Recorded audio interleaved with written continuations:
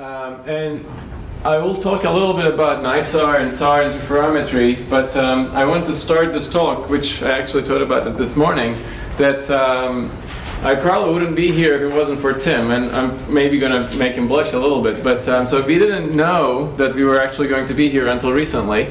But I think when we met at about 2003 or so, and I was a exchange student at the University of Miami, he was the one that essentially the main reason why I came back and kept going at this field and ended up here. So thank you, Tim, for that.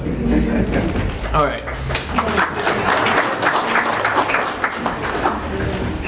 So I originally was thinking of talking a lot more about NISAR, but I think it might be good to sort of give a overview and then about radar technology and how it makes the measurement, so that you can relate it to the other measurements that you're much more familiar with. So synthetic aperture radar has a tendency to confuse people because it's not a tide gauge, as we were talking, that you could go and measure and see it for yourself. But in the end, it is actually relatively simple. The basics behind it is relatively simple.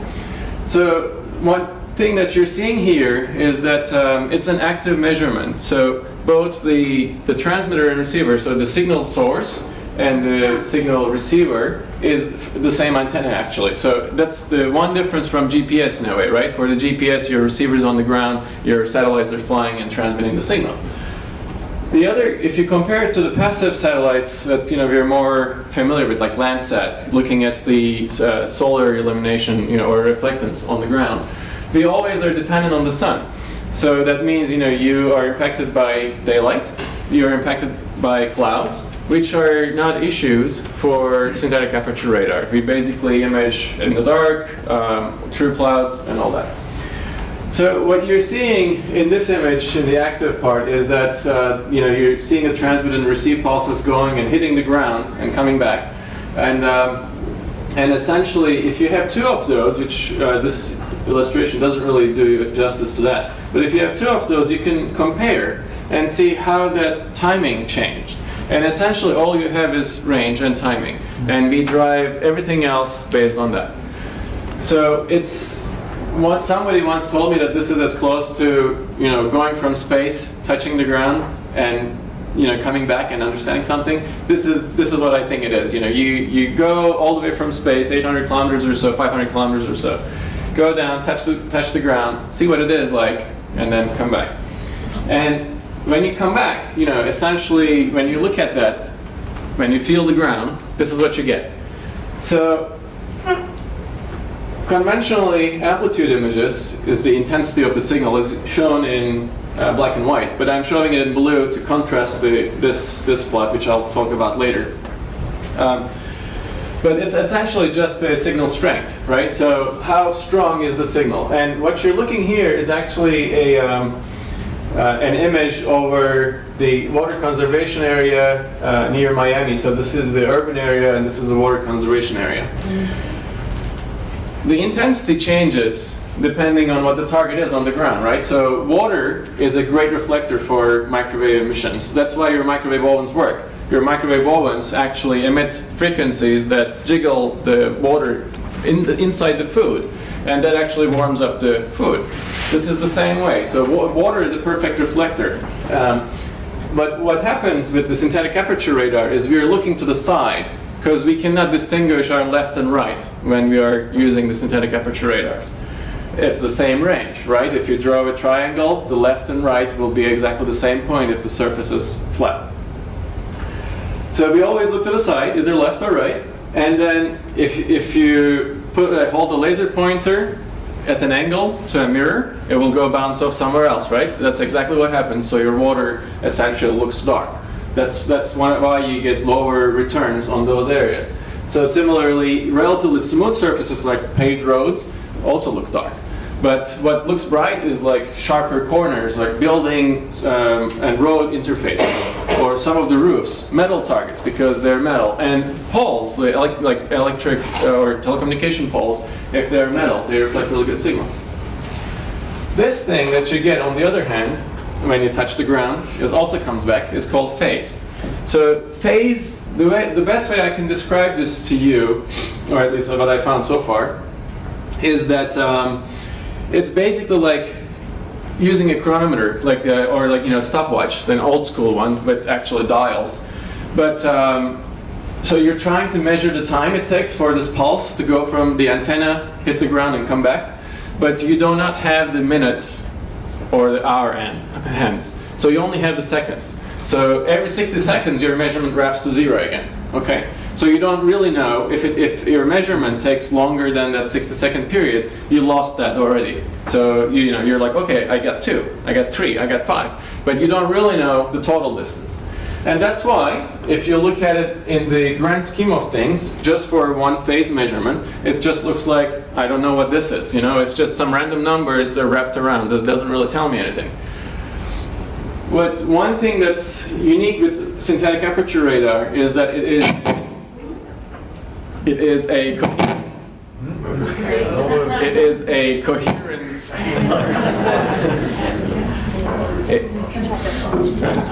The laser will interfere. Yeah, interference. This is happening right now. We're getting some interference. Okay, so what happens is that if you actually have 2 of them, because radar is a coherent image source, basically the signal that you're sending always starts at 0, right? So you know what you're sending out. And if you, knowing that, if you take the difference of these 2 things, then you say the difference essentially relates to the range change, and that's what you're seeing.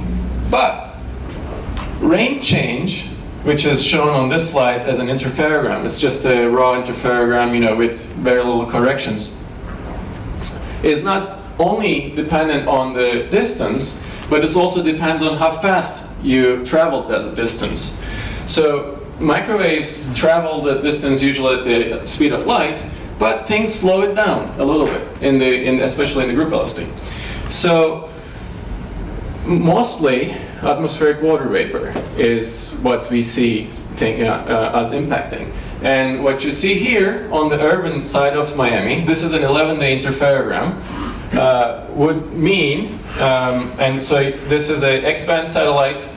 That's basically the phase cycle means about half a wavelength of change, which would mean for this case about 1.5 centimeters. So in 11 days, Miami did not sink or subside 1.5 centimeters. What happened here is that there's actually a storm, and you're seeing the cloud over here. So that is why it's relatively important to make sure you're removing all the other impacts from your signals. The other thing that I want to show you here is that we have an inherent metric about the quality of the measurement. Coherence, which is another word for similarity, is basically telling us how similar is the signal in this 11 days. How did it change? How much did it change?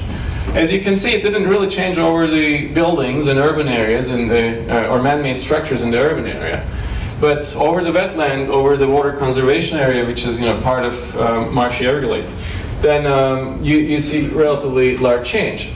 But even though there is less strength of the signal there, less similarity, less quality of the signal, we can still make measurements and get observations. Though, of course, the uncertainties on that is higher. So that's the other thing that I want to say. There's differences between natural targets, natural scatterers, versus man-made scatterers. All right.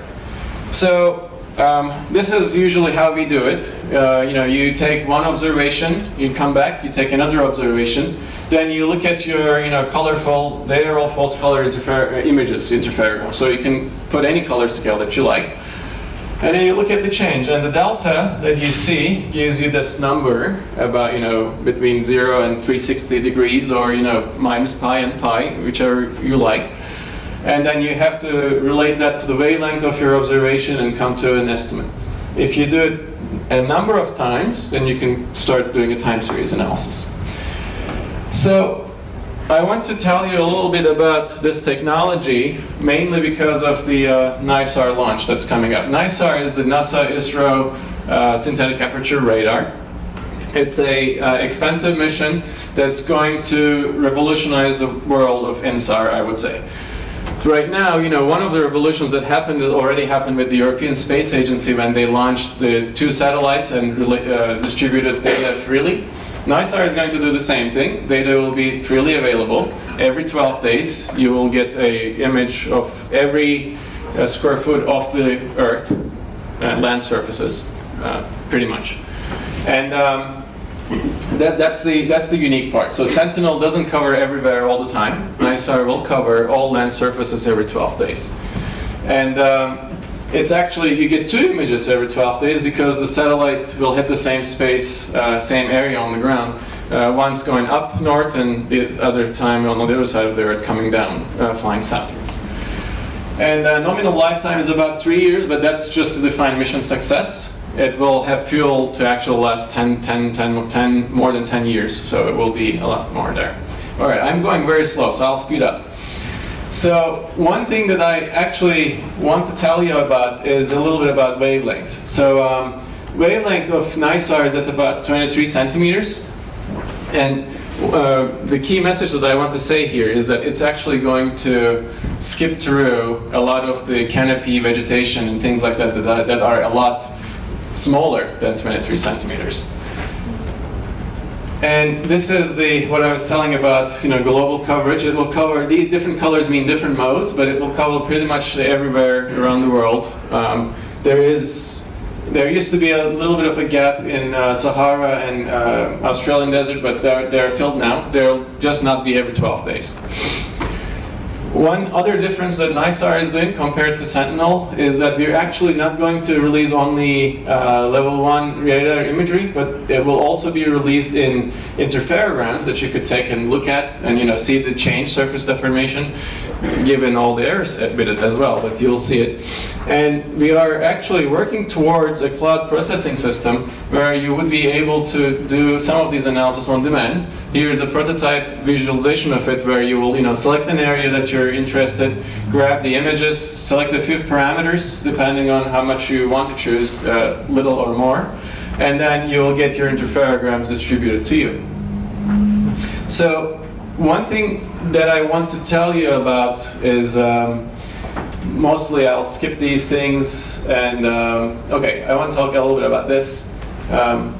Well, the video is not working, so I'll skip that. Okay, so let's talk about Brad's work.